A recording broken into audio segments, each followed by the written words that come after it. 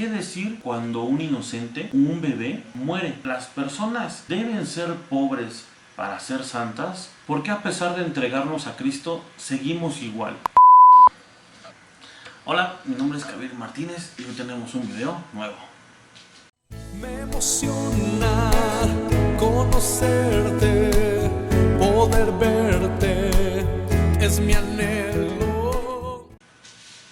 Bueno, el día de hoy tenemos un título que se llama Dios contestando preguntas difíciles. Estas preguntas las he juntado al paso del tiempo.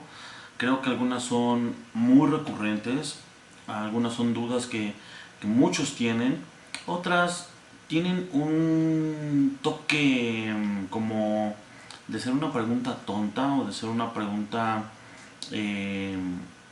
graciosa o cómica, pero en realidad tiene un trasfondo que nos permite conocer un poquito más a Dios. Entonces, vamos a empezar con las preguntas. La primera, ¿cómo contestarle a alguien que te agrede verbalmente? Nosotros normalmente hemos escuchado ese versículo que dice que cuando alguien nos golpea una mejilla, debemos ponerle la otra. Y bueno, cuando es agresión física, pues como que siempre recurrimos a esa cita para poder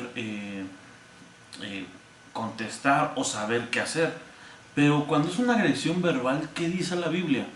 Proverbios 15:1 dice: la respuesta amable calma el enojo, pero la agresiva echa leña al fuego. Entonces, cuando nosotros tengamos una confrontación verbal con alguna persona, lo correcto es darle una respuesta que lo tranquilice, que calme las cosas. Pregunta 2. ¿Qué es más importante, hablar o escuchar? Y es que cuando nosotros entramos en debates, en polémicas o en simples discusiones tratando de intercambiar puntos de vista, pues bueno, a veces se vuelve como una conversación muy tropezada, ¿no? Donde todo el mundo habla y nadie entiende nada, y por la misma razón podemos a veces no dar buenos argumentos. La Biblia dice en Santiago 1:19: mis amados hermanos, quiero que entiendan, todos ustedes deben ser rápidos para escuchar, lentos para hablar y lentos para enojarse.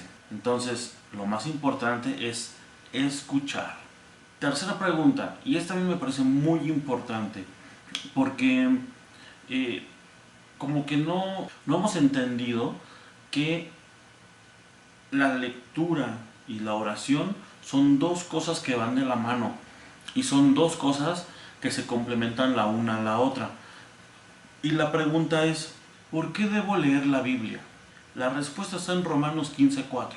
Tales cosas se escribieron hace tiempo en las Escrituras para que nos sirvan de enseñanza.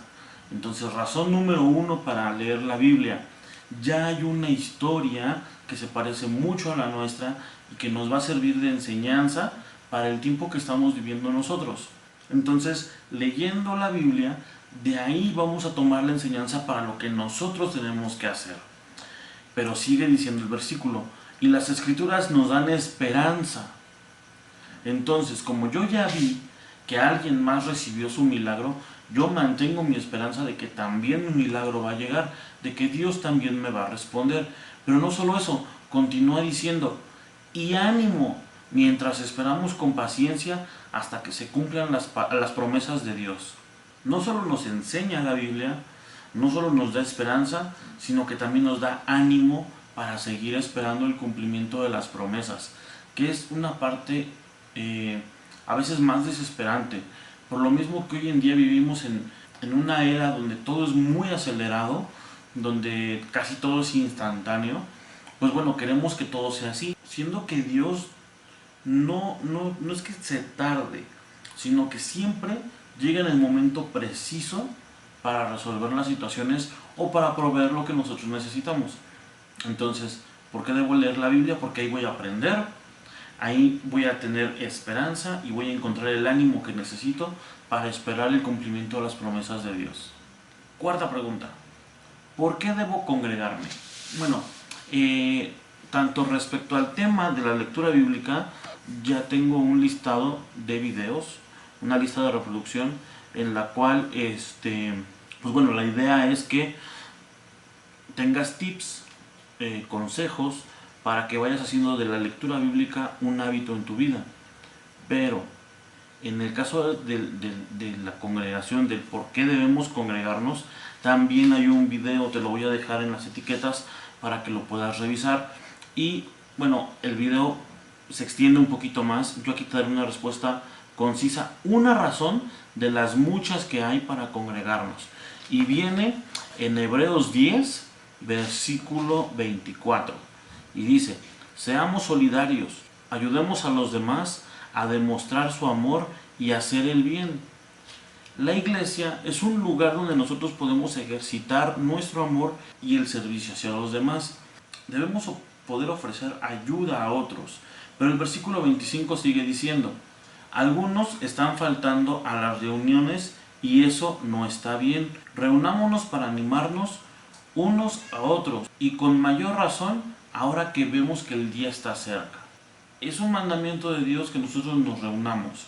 El hombre no está hecho para vivir solo, no solo en el aspecto de pareja, sino también en el aspecto de sociedad. Por eso Dios creó una familia.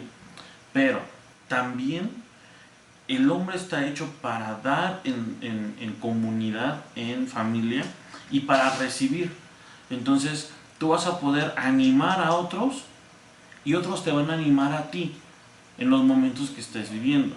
Y bueno, ahora estamos más cerca de la venida de Cristo de lo que lo estábamos cuando este pasaje se escribió. Entonces, con mayor razón debemos congregarnos hoy en día. Pregunta 5.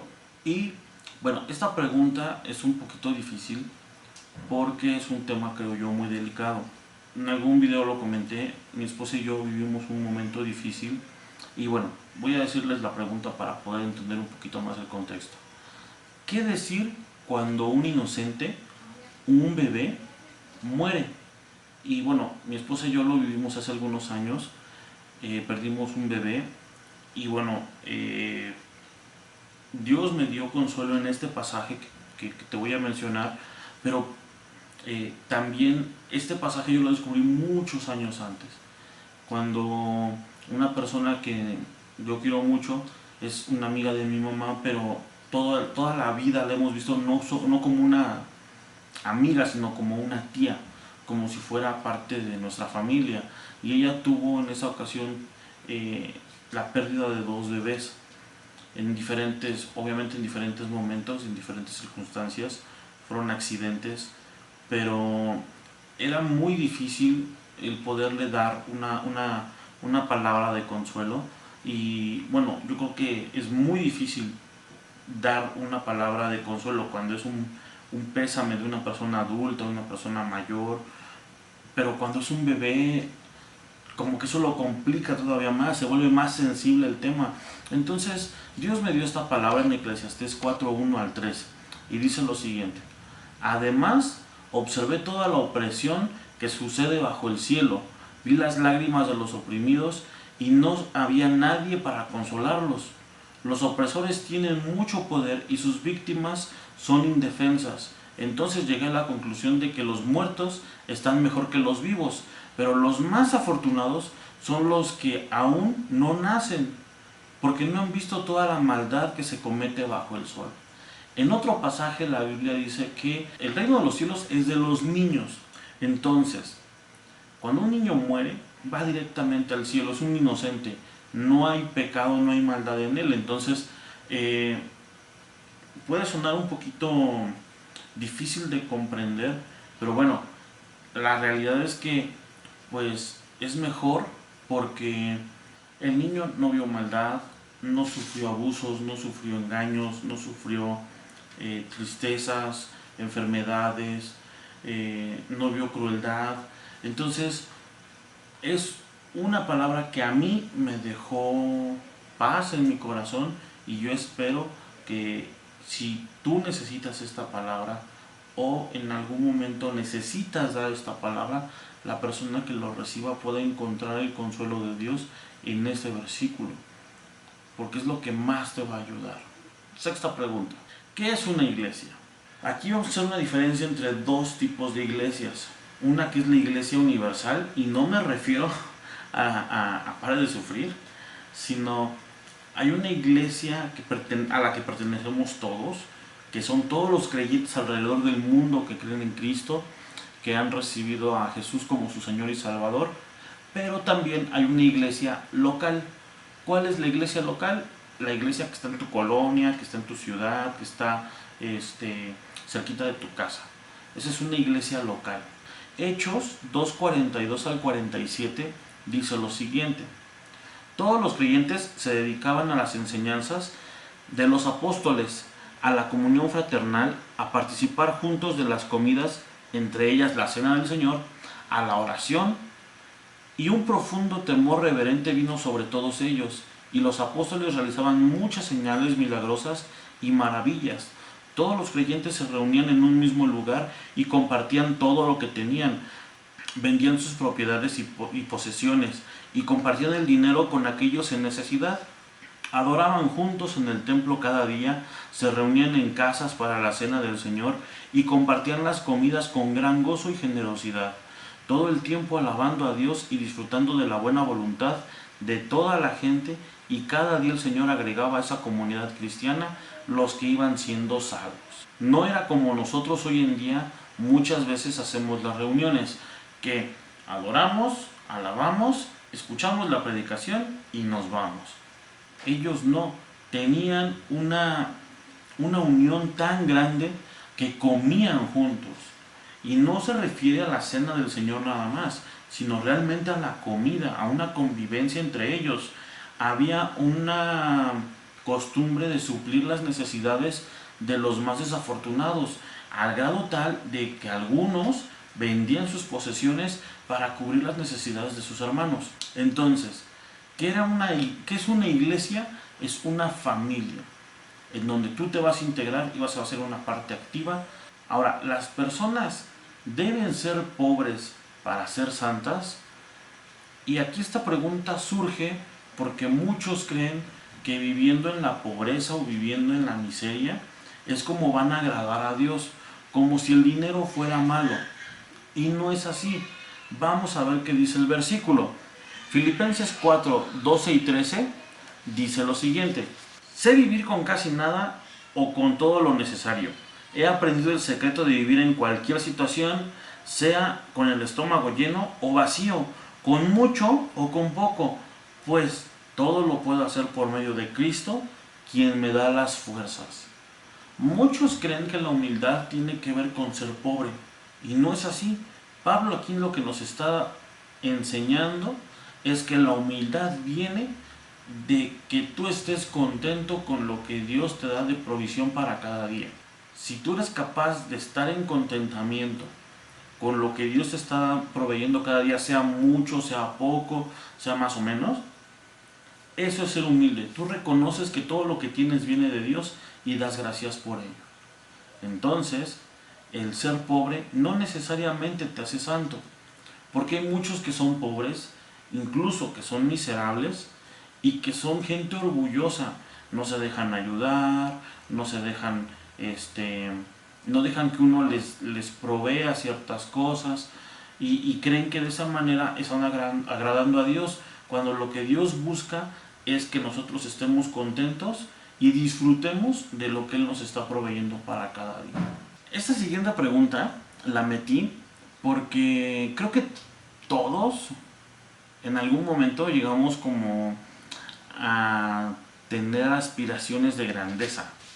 Incluso los discípulos las tenían, y por eso puse esta pregunta, y dice así: ¿cómo puedo llegar a ser grande en el reino de Dios?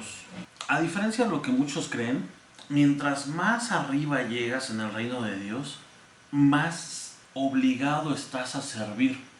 Y vamos a ver la respuesta. Mateo 18, 1 al 4 dice lo siguiente: por ese tiempo los discípulos se acercaron a Jesús y le preguntaron: ¿quién es el más importante en el reino del cielo? Jesús llamó a un niño pequeño y lo puso en medio de ellos.